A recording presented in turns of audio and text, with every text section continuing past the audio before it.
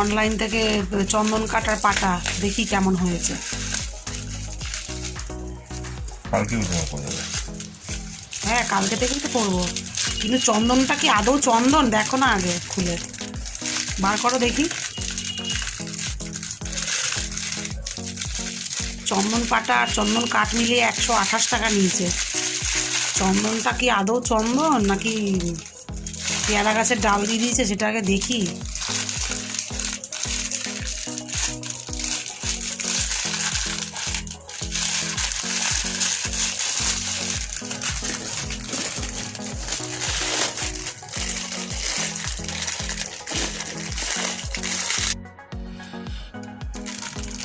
গন্ধ পাচ্ছি না। চন্দন কাঠ হলে তো চন্দনের গন্ধ পাবে।